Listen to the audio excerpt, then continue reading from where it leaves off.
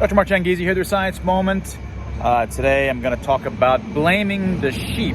Now, I talked about this last time, that being in a mass hysteria, being in a collective hysteria, is not an excuse for one's actions.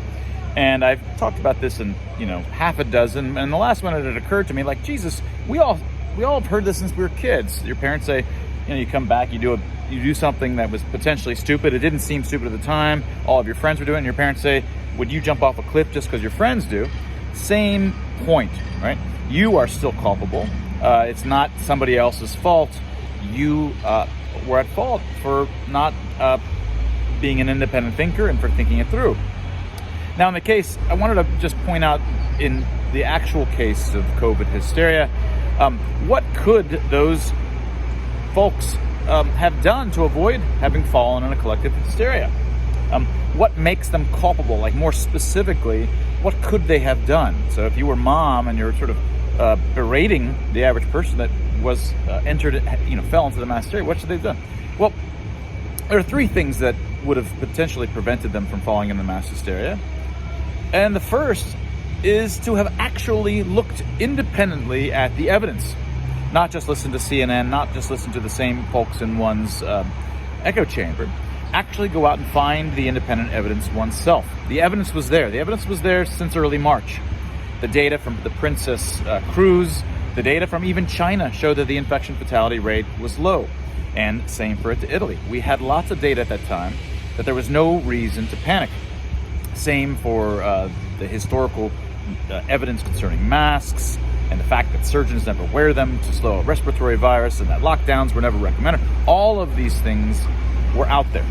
All right. So that's the first specific reason why those who fell into the hysteria are culpable. They should have done that.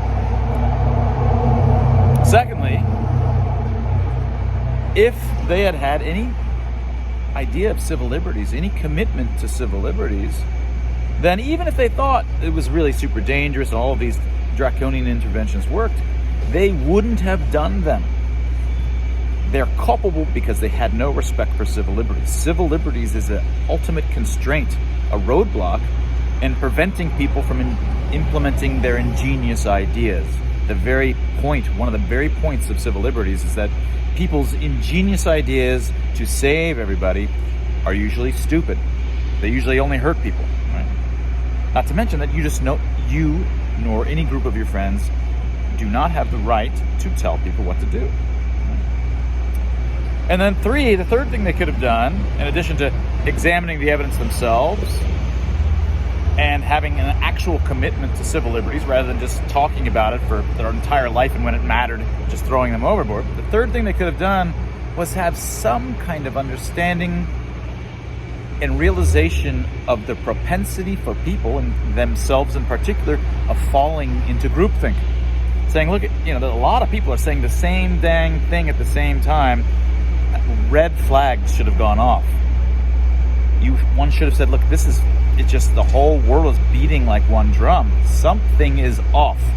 Having some idea of the constraints, the psychological biases that humans individually are susceptible to, and the kinds of group biases that happen.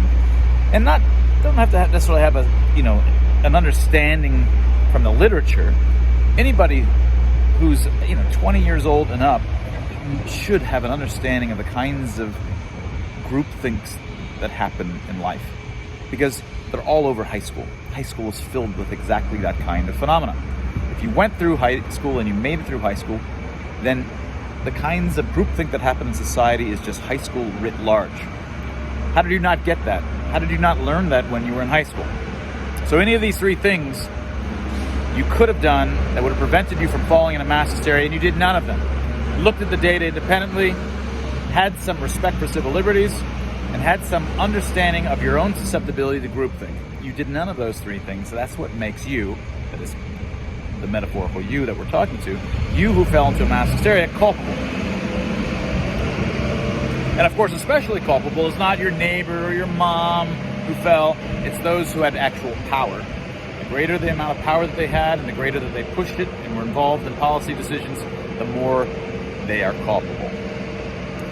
And that was your science moment. Go get yourself a copy of Dr. Tim Barber and My Express the Human. Came out 2 weeks ago. We need your support. This is what supports free, independent scientists like us, able to fight back and push back. If you want scientists who didn't roll as soon as academia started all beating as one, then we're your guys. That was your Science Moment.